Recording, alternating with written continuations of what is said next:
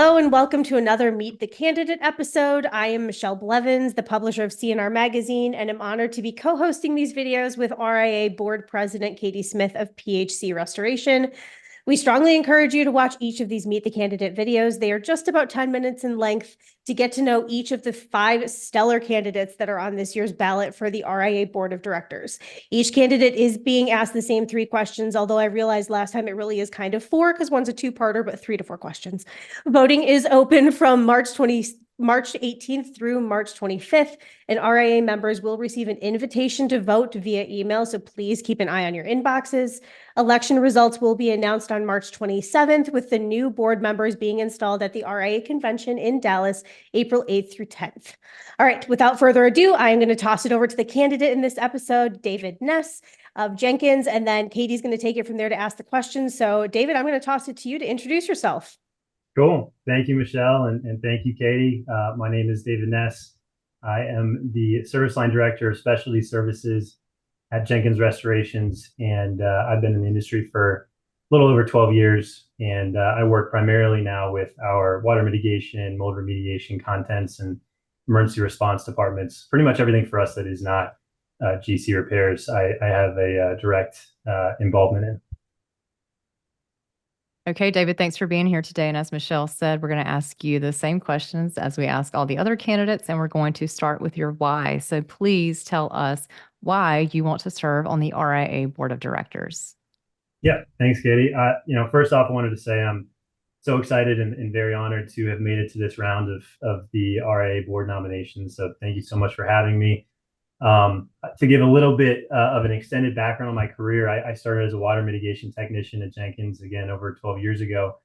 And since then, I've been an estimator, project manager, trainer. I ran a branch for a little while, and I've been in my current position of service line director for 6 years.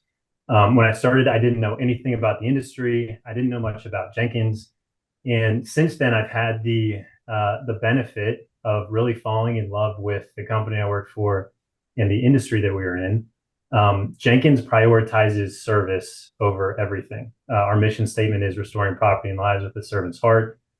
We take it very seriously, and we consider it a great opportunity, and it's a rewarding experience to serve our various clientele. I think that's a value that we share with the RIA. The RIA's mission is to educate, to advocate, and to elevate. The vision statement of the RIA is to become a unified voice for the restoration professional.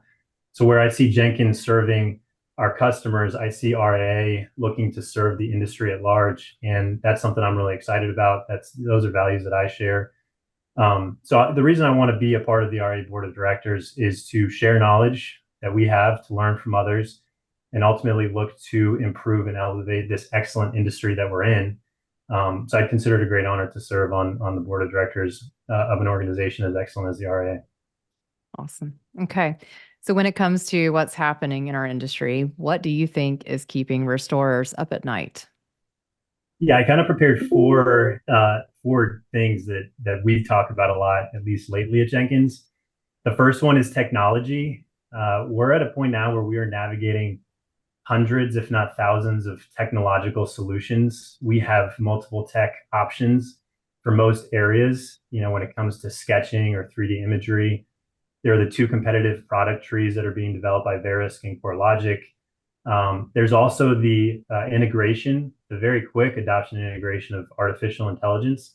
We are big fans of technology. We're early adopters of AI, but I think that these are big concerns as well, particularly as we talk about and look at where our data is going, how our data is being used by the various entities that we are plugging our information into. I think those are big concerns. And then ultimately with AI, we need to be careful and cognizant of when it is used, particularly in a substandard solution, when there are certain areas and certain times in a process that would benefit from human interaction. The next one is third-party reviews. I work a lot in the commercial space.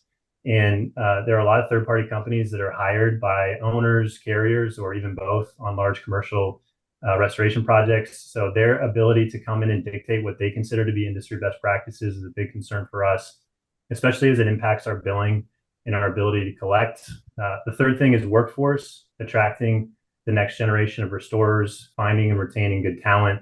and just the general ebbs and flows of the job market as we look to staff our company appropriately. The last one is possibly the biggest one, probably is the biggest one, is just the ongoing legal challenges that we have in this industry.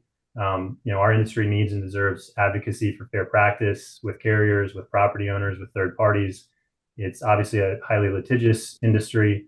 And a big one for us, especially lately, is just the difficulty to get paid in a timely manner or even at all. Absolutely. Okay, so follow up to that. What would you like to see the RIA doing to help alleviate some of those pain points? Yeah, so I'll kind of take them point by point again. On the technology side of things, I just want to say on all four of these points that I've made, I've already seen the RIA actively involved in them. So I'm excited about that and excited to contribute to the RIA, continuing to work on them. But in the technology space, I think that the RIA can look to provide training and clarity on technology and AI solutions. For the tech space, with those hundreds of options that we have, I think there could be rating tools. There's rating tools in other industries like the Michelin star rating guide for restaurants. There's Google reviews, there's Yelp. It would be really cool to see the RIA partner with someone like CNR Magazine to provide ratings for restoration tech solutions. The RIA can be an advocate for transparency of data sharing and what's happening behind the scenes with where data is going. Because ultimately with technology and with data, that information is going to be unintentionally and intentionally used to create industry best practices. And I think the RIA can be and is actively looking to be a leader in participating in that discussion. On the third-party review side of things, I think the RIA can be a leader in establishing industry best practices, particularly for large commercial projects. At Jenkins, we hate to take the back seat in any kind of conversation like that about what dictates fair billing practices, what a restorer ought to do. A good example is every third-party reviewer comes in and they essentially demand a 5-for-7 equipment discount now on all large commercial restoration projects. And what's kind of interesting about that is they'll do that even if the project takes 8 days.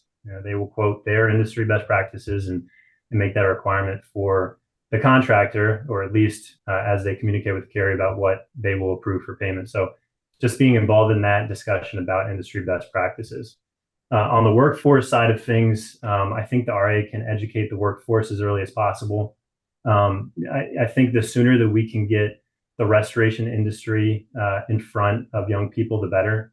Introducing the restoration industry to high schools, to colleges, in career fairs, and communicating to young people that the restoration industry can be an exciting and attractive career opportunity. That's not something that I knew about at all when I was graduating college.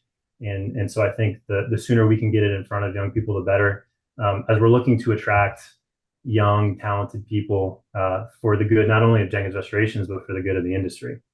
On the legal challenges side of things, continuing the fight with the AGA and the work that Ed Cross is doing.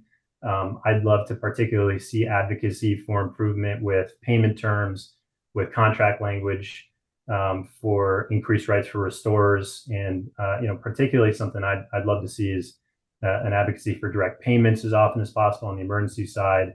A limit to third-party check processing, mortgage check processing would be awesome in the commercial space and the residential space. All great ideas. Thank you so much. And final question for you is to tell us what you love the most about the restoration industry.